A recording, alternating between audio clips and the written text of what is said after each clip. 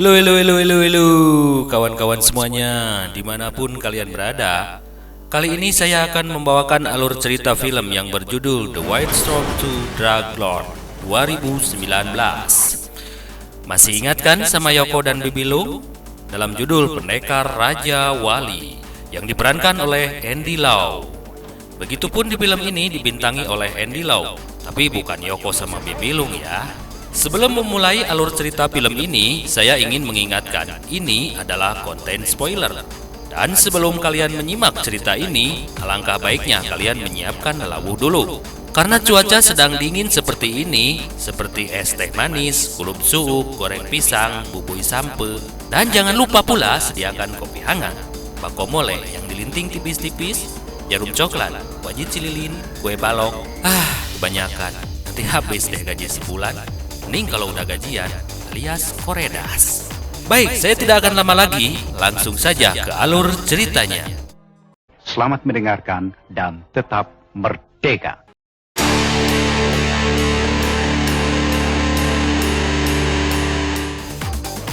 Cerita diawali dengan Yu Sin Tin yang diperankan oleh Andy Lau pulang ke rumah dalam keadaan teler karena mabuk intisari. Dan pacarnya yang bernama Ching Mei terlihat sedang membereskan barang-barangnya dan sepertinya akan pergi ke luar negeri. Tin mencoba menghalanginya, tapi Mei tetap memaksa untuk pergi karena Mei sudah muak dan tidak tahan melihat kelakuan Tin tiap hari mabuk-mabukan. Lantas Mei pun ingin agar Tin mempunyai pekerjaan lebih baik. Tapi Mei tahu itu tidak mungkin karena sekarang Tin bekerja pada pamannya yang sudah mengurusnya dari kecil. Tiba-tiba telepon Tin berbunyi. Dengan rasa kesal, Tin pun mengangkatnya telepon itu. Ternyata itu dari pamannya dan memerintahkan Tin untuk membawa Dijang ke rumahnya. Dengan rasa kesal pula, Mei keluar dari rumah dan pergi dengan memakai taksi. Udah.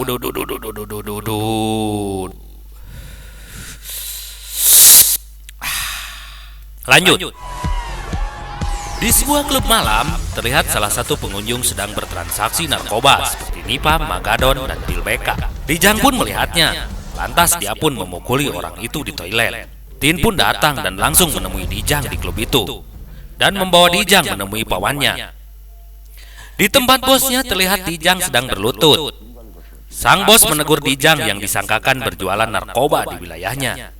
Tapi Dijang berkilah bahwa banyak orang yang datang ke tempatnya dan dia tidak bisa mengawasinya satu persatu. Tapi si bos tidak bisa menerima alasan Dijang, lalu memerintahkan Tin untuk menghukumnya. Dijang berusaha memohon ampun pada bosnya, tapi si bos tidak mempedulikannya karena dia sangat membenci narkoba. Sebab ayahnya dan ayah Tin mati karena barang haram tersebut. Tin pun melakukan tugasnya dengan memotong 3 jari Dijang sebagai hukuman.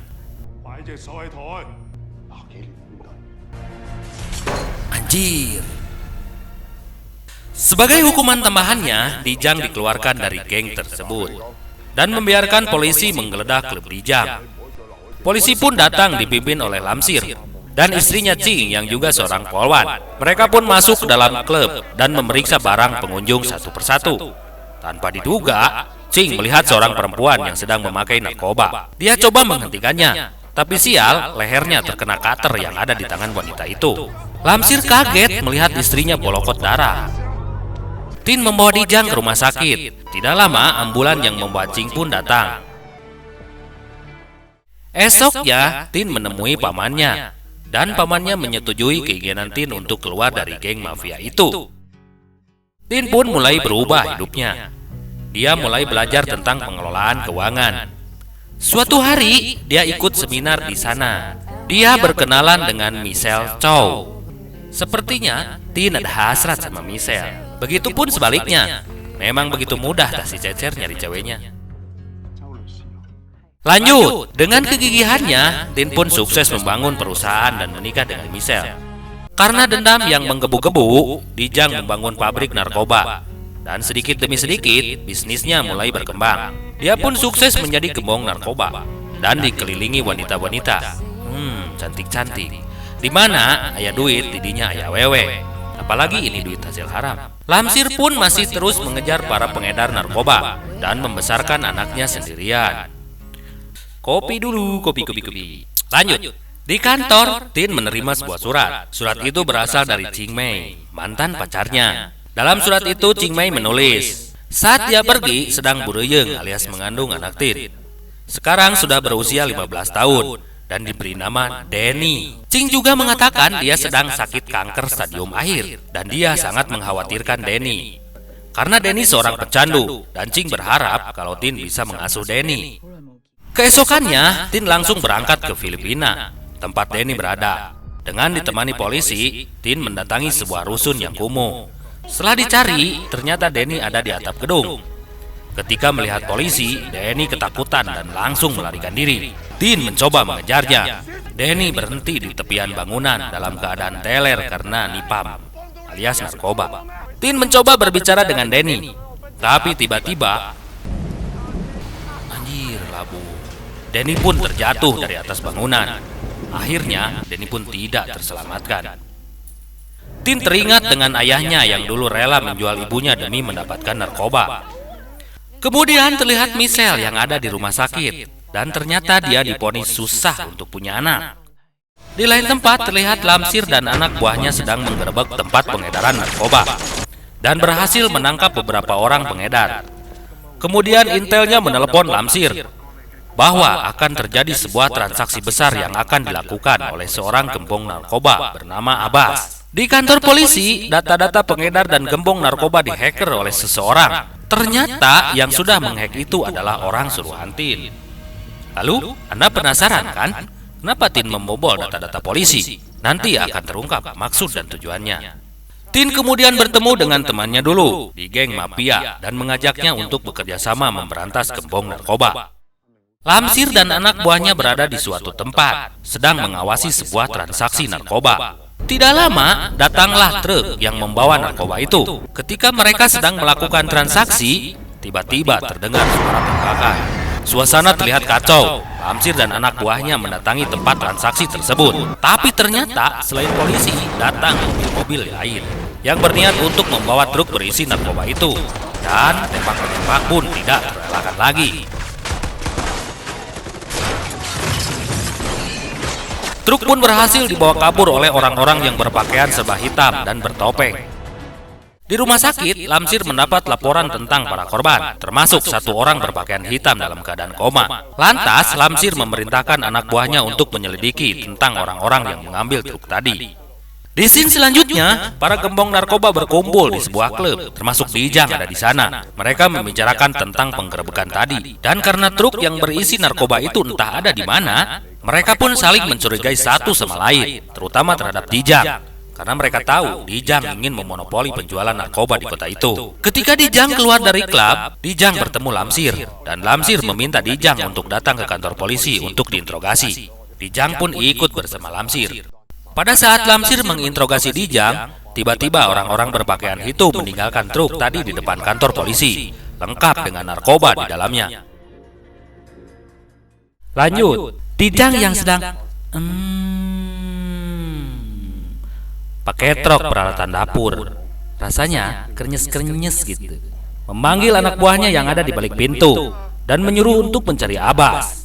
Orang-orang yang berpakaian hitam membunuh satu persatu pengedar yang berkeliaran di jalanan. Mereka pun menghancurkan pabrik-pabrik narkoba, termasuk tempat milik Dijang, dan membuat Dijang pun marah. Kemudian polisi menemukan tempat persembunyian Abbas. Ketika mereka akan menangkap anak buah Abbas, tembak-menembak pun terjadi. Dan ketika polisi masuk ke sebuah kapal, di sana terlihat Abbas sudah tewas dengan puluhan suntikan yang tertancap di punggungnya. Anjir, ngeri. Dijang pun memerintahkan anak buahnya untuk menculik orang yang merampok Abbas. Orang itu adalah orang yang koma di rumah sakit. Secara kebetulan, orang itu siuman. Lamsir yang mendapatkan kabar segera datang ke rumah sakit. Ternyata anak buah Dijang sudah ada di sana. Mereka pun mengirimkan fotonya pada Dijang. Dan ternyata Dijang mengenali orang itu. Anak buahnya pun membawa orang itu. Di dalam lift, Lamsir mendapat laporan tentang penculikan itu dan menyuruh dokter yang ada di dalam lift agar tetap di dalam. Ketika Lamsir keluar dari lift, dia bertemu dengan anak buahnya Dijang dan aksi tembak-menembak pun terjadi. Ketika anak buah Dijang mundur, di belakang mereka sudah ada teman-temannya lagi. Mereka pun berhasil membawa orang itu keluar dari rumah sakit lewat tangga darurat. Ternyata orang yang koma itu adalah temannya Tin, dan pasukan berpakaian hitam itu adalah orang-orang yang dibayar oleh Tin. Tin pun menerbangkan teman-temannya itu ke Brazil untuk bersembunyi di sana. Di sebuah sekolah, Tin memberikan penghargaan kepada pemenang film pendek dengan tema anti narkoba. Ternyata pemenangnya adalah anaknya Lamsir yang bernama Lam Hoi Nam. Di sana Tin bertemu dengan Lamsir yang datang terlambat.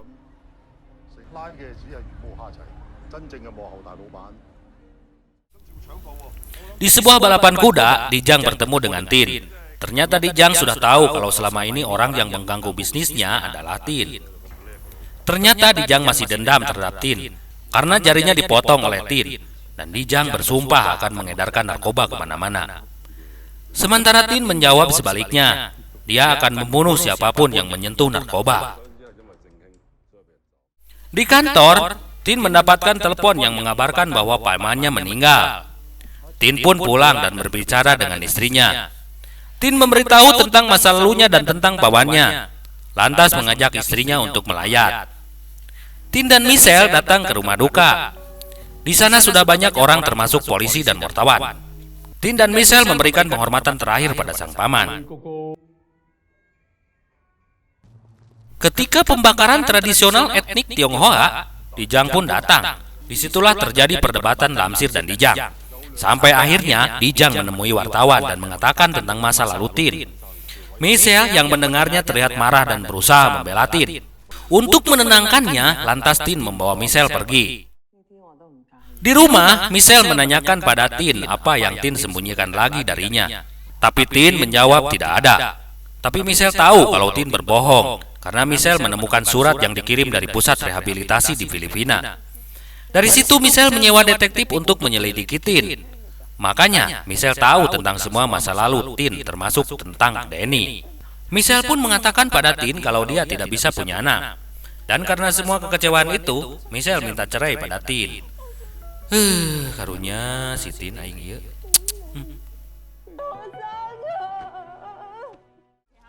Ketika Tin datang ke kantor, sudah banyak wartawan yang menunggunya. Tin pun pergi tanpa berkomentar apapun. Sampai ada satu wartawan bertanya pada Tin, apa yang akan Tin lakukan selaku presiden anti narkoba pada para gembong narkoba?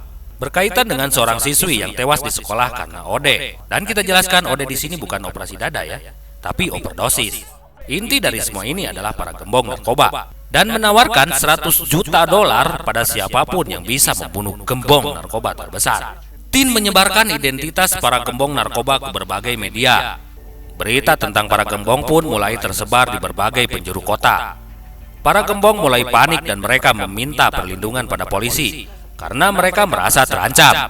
Pasukan Tin masih terus melakukan penyerangan ke markas-markas pengedar narkoba.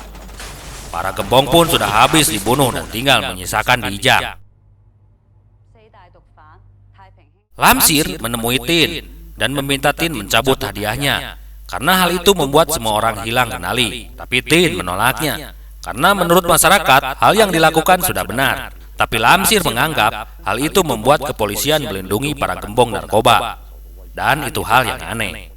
Esoknya, Dijang melakukan konferensi pers dan membantah semua berita buruk tentangnya, serta menganggap dirinya tidak bersalah. Dan Dijang meminta pengawalan polisi untuk keselamatan dirinya. Maka, selama 24 jam, Dijang dikawal oleh Lamsir dan anak buahnya. Tin dan Michelle pun menandatangani surat perceraian mereka. Setelah selesai, Tin mengantarkan Michelle masuk ke dalam mobilnya. Tapi, anak buah Dijang datang dan menembaki Tin dan pengawalnya. Tin berlindung di balik mobil.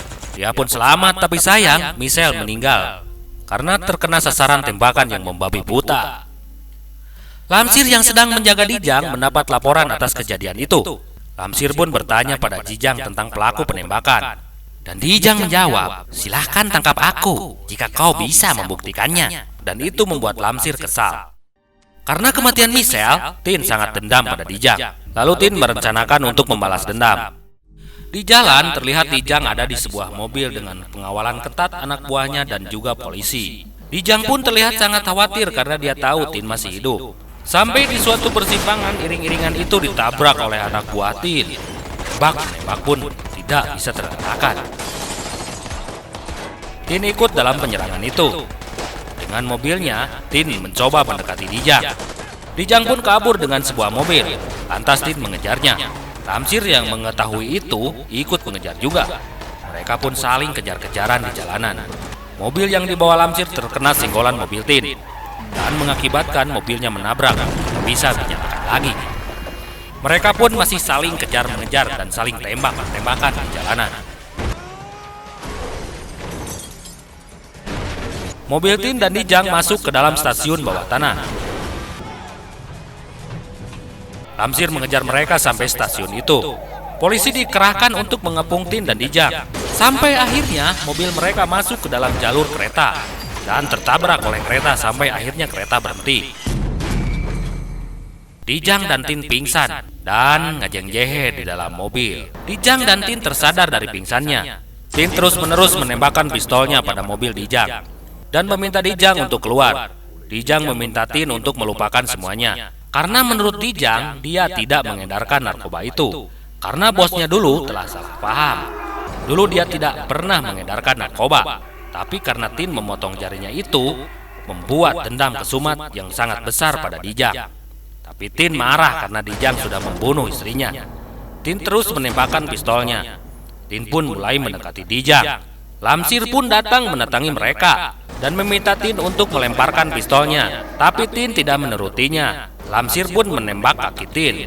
Tin mengatakan kalau hukum tidak bisa menghukum Dijang, maka biar dia yang membunuhnya.